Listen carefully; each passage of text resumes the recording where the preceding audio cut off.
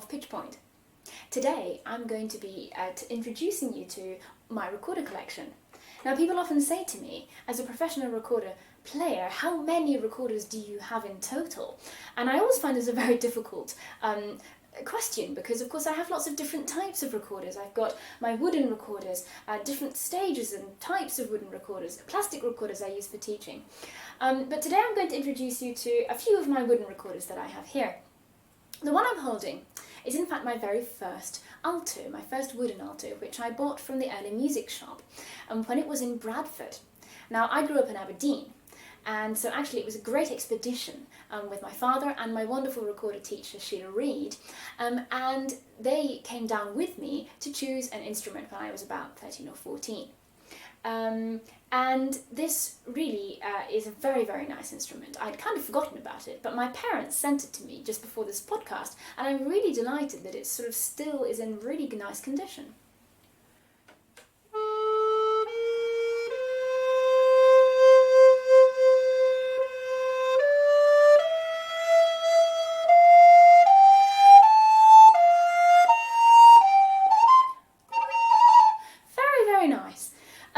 And it's a little nibbled, but this is, proof that these recorders are really built to last and have very, very gorgeous tones that last for decades. I also, at the same time, I had, I think, this lovely Molinar Descat recorder, and even though it's been repaired a couple of times, I think I sat in it or something as a child, it, again, is a really nice instrument with a gorgeous tone.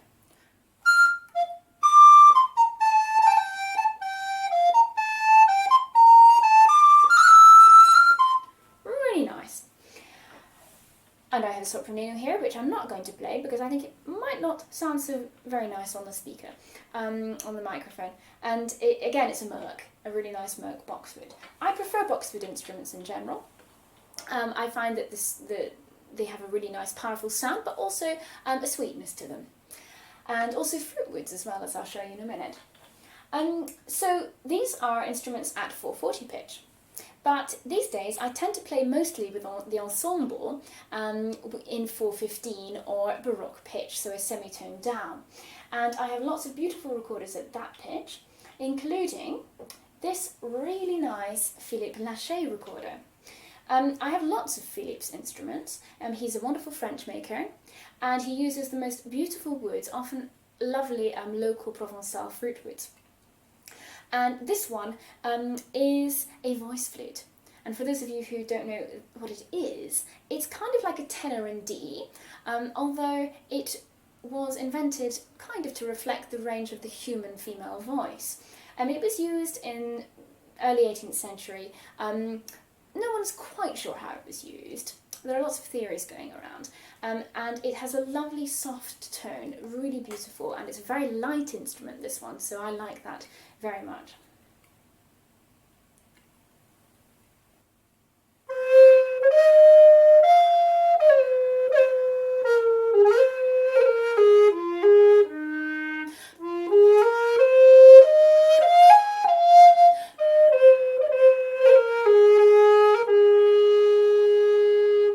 And it's really got that lovely, warm, rounded sound. I use it a lot to play Scottish music as well, because it feels kind of pastoral in some way. I also have some other Philippe Lachey recorders, and they're not Baroque recorders actually.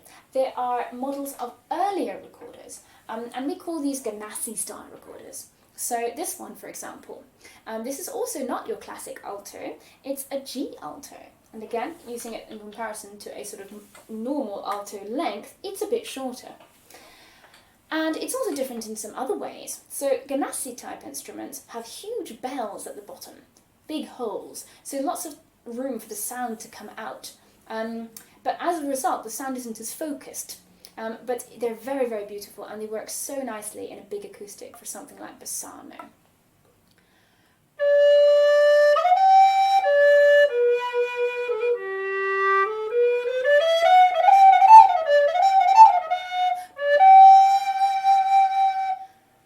Very, very nice instrument as well. And I have a soprano version of that as well, by Lee Vergi. Again, very useful for things like Van Eyck, but even earlier music like Frescobaldi, perhaps, as well. also have a transitional recorder here, and this one is kind of in between the two styles that I've looked at so far. So the Baroque ones sort of developed around the end of the 17th into the early 18th century, and the early one, the Ganassi, is more like early 16th. So in between that, of course, the recorder developed gradually. And here you can see this transitional recorder by Doris Colosso, which has a little bit of a bell, and some of the other features of the earlier recorder, like big holes. But it has a narrower bore, and the sound is a bit more focused. It's the kind of recorder that is very good to play a Jacob van Eyck on.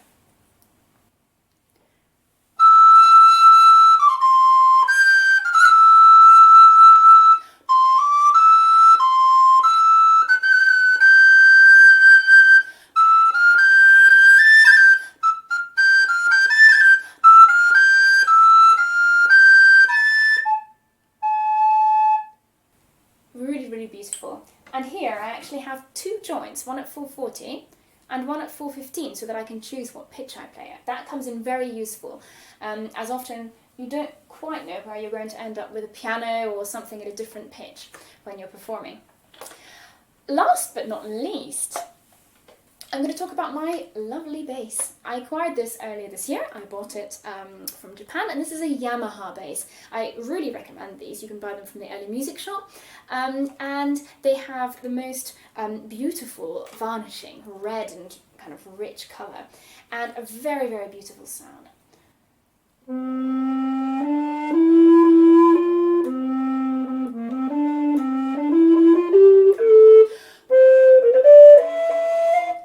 And it has really nice top notes as well, very easy to play. You can also play contemporary music, and that's what often I use bass recorders for, so interesting sounds and spiccato like this.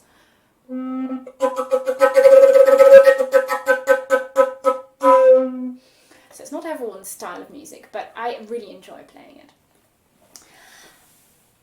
Then I have one last instrument, which I think I'm going to talk about some other time.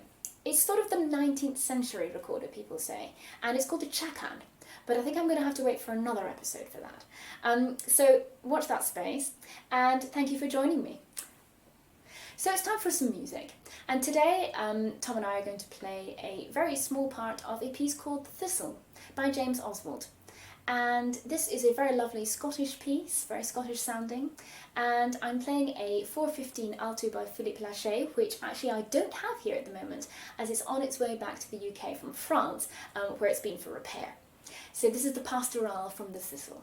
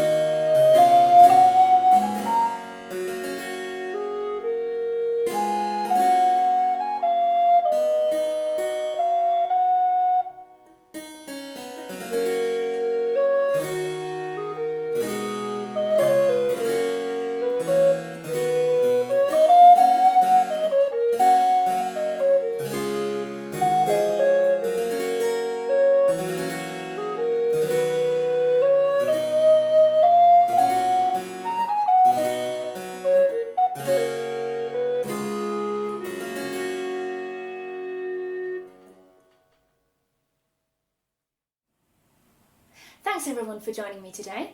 I hope you enjoyed this very whistle-stop tour of my recorder collection. And don't forget that if you want to buy a recorder yourself, there's plenty in stock at the LA Music Shop, so do just head to the website and see what you can find. Next week I'm going to be talking about live streaming and the many challenges of this thing which so many of us are needing to do at the moment. Do join me then.